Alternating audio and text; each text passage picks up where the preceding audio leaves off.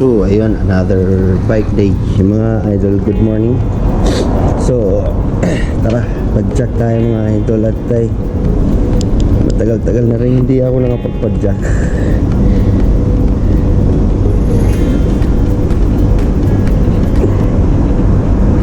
So, gamit ko ngayon si Douglas. Kasi si Dodong papahinga mo na ngayon si Dodong. So ayan,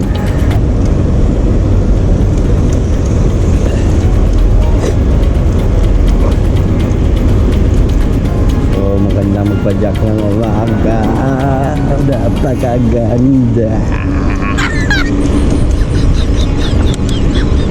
Lang disturbo sa daan.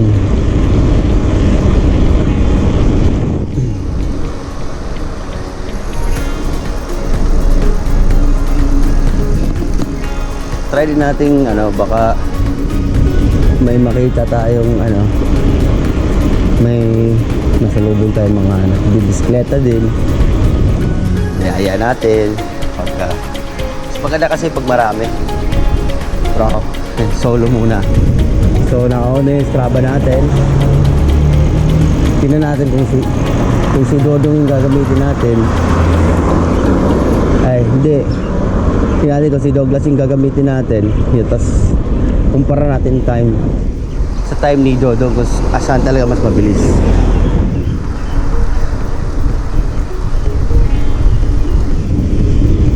Yun.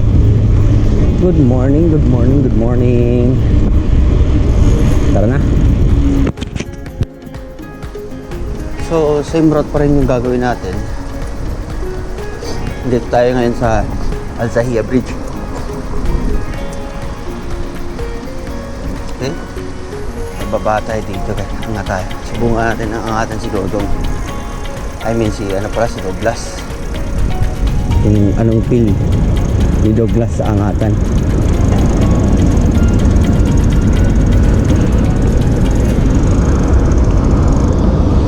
Tara, baba tayo.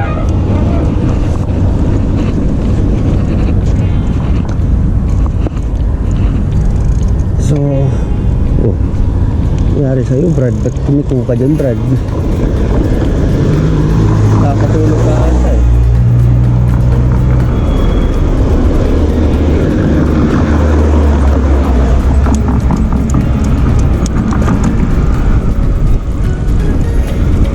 Yan. So, ang speed pala ni nito ni Douglas, lang to, 7 speed, 7 or 8.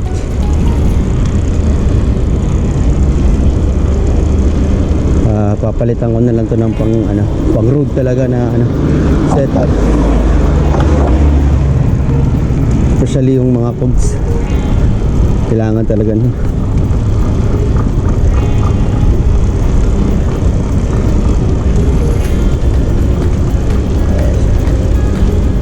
pa-jack. Napakaangas ng Sarja Commercial Muela. Minsan makikita mo yung tunay na view sa isang lugar pag ganito, yung madaling araw, yung maraming ilaw. Mas na-appreciate mo yung ganito na yung mga building may ilaw. Magandahan ng mga ilaw ng mga building.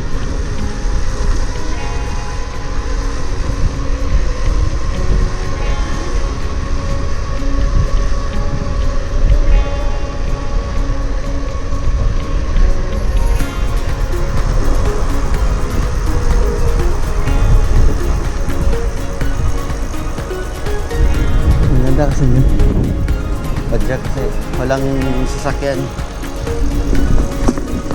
yun lang.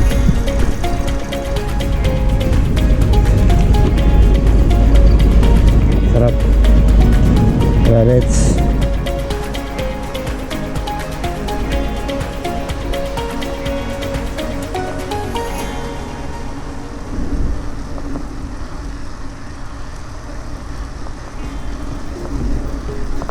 lakas tumunog ng gulong ni Douglas.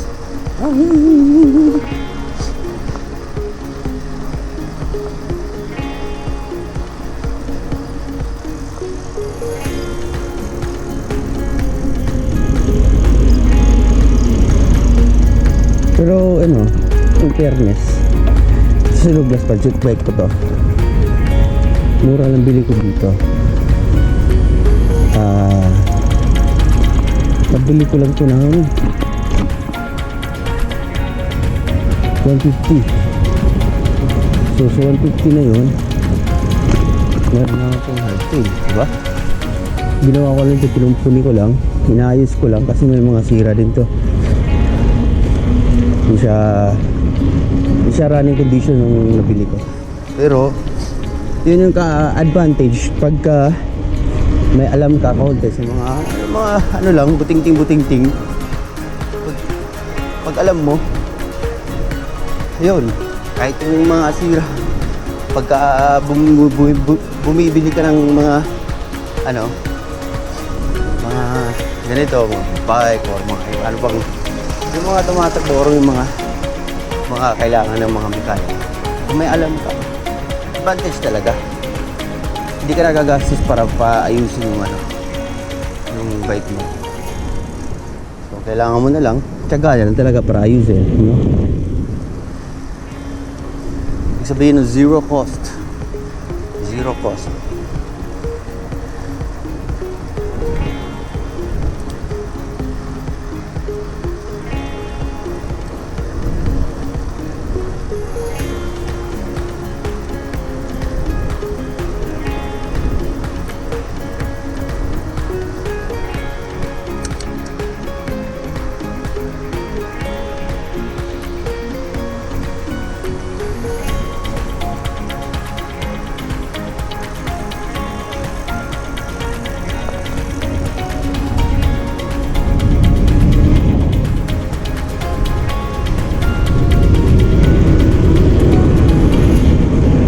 So hindi mo natin biglain yung natin, yung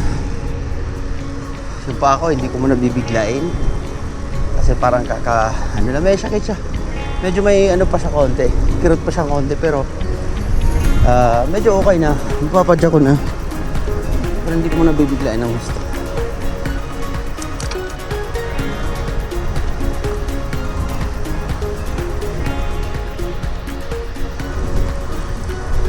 Yun, tara. Pajak, let's see. Why won't your heart stay in one place? Why won't your heart stay in one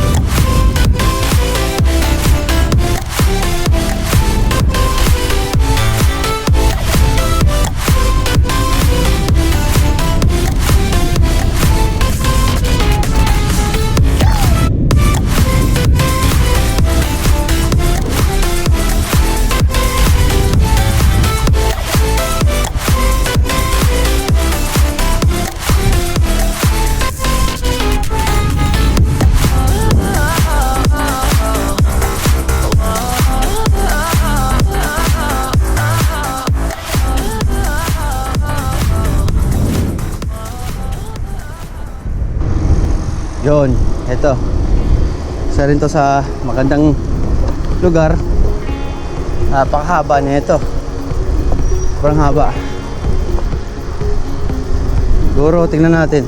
Simula tayo ng 6.78. Sige. 6.8. Ayun. Simula na 6.8. Ilang kilometers to?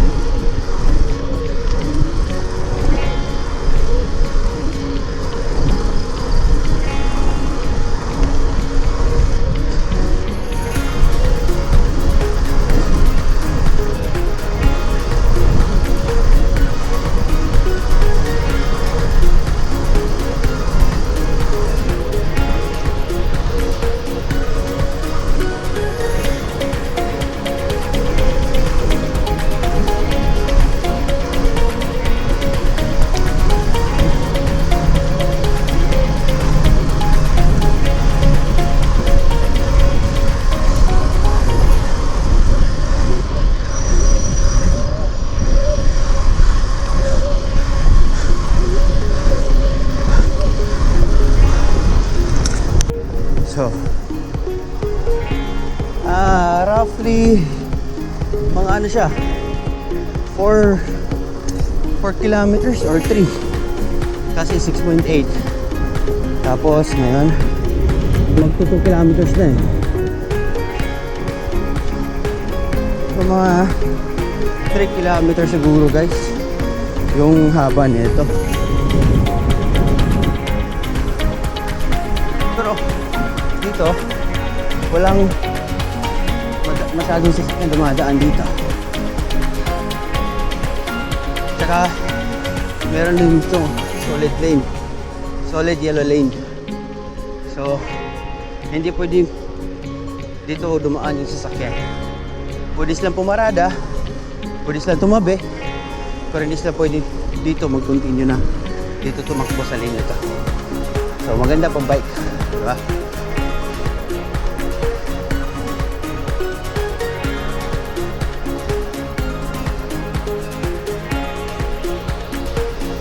Tara, let's.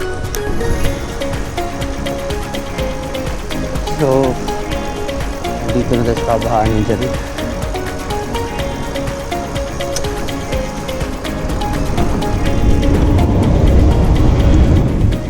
So, sa Jari Bookstore na tayo. Tawid tayo sa kabila.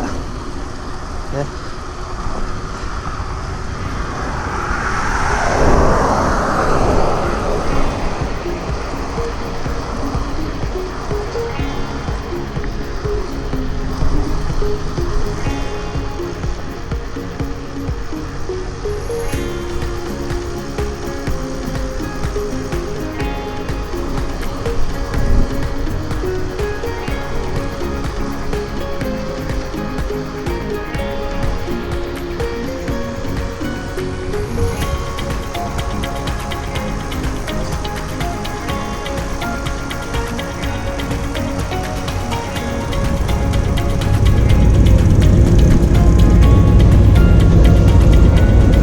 Pwede naman siguro dito.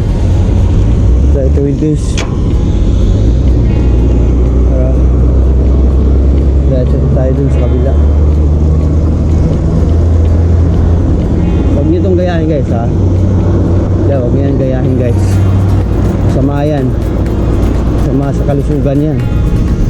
Baka kayo yung mga friends dyan sa daan. Hirap na.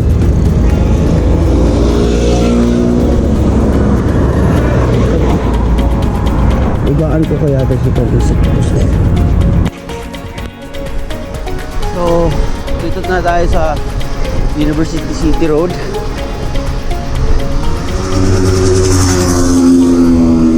Si tanga.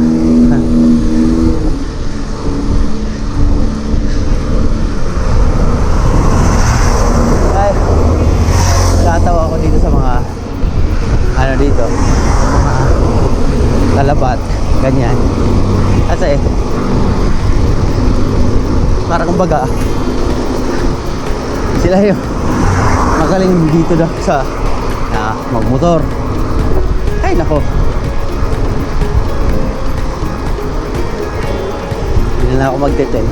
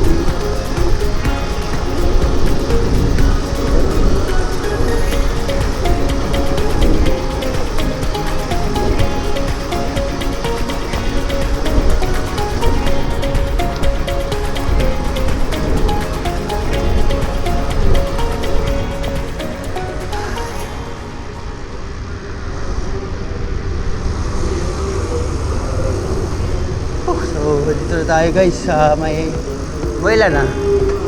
So bilis lang na kumpara doon kay Blackie. 37 minutes pa lang eh. Para ano kay Black eh. First round ko nga nasa 50 minutes. So mas mabilis talaga si ano kay Blackie. Si Dodong pala 'yon. So mas mabilis pala talaga si Douglas. 'Yon. So ito na yung magiging pang araw-araw natin na bike si Douglas. So ayan, nandito na tayo. Malapit na tayo. So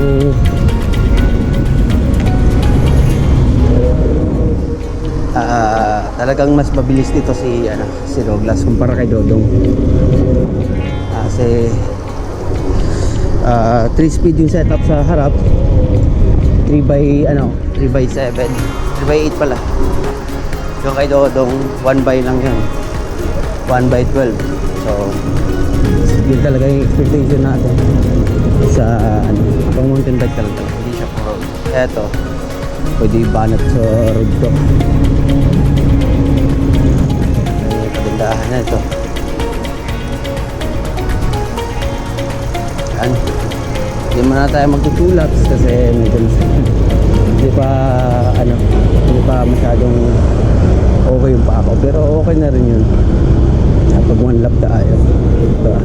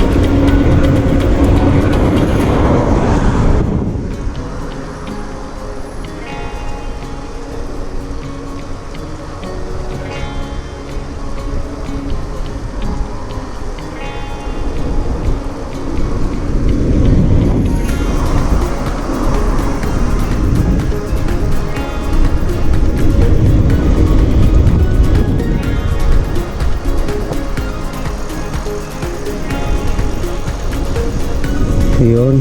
So, ayun na. Dito na tayo sa bahay.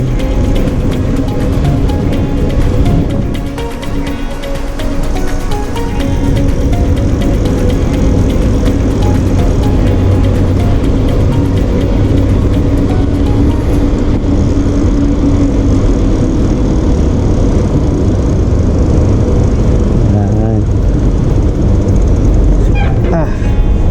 So, dito na tayo. Nice one. So napaka-enjoy, napaka-angas. Thank you. See you at the next ride.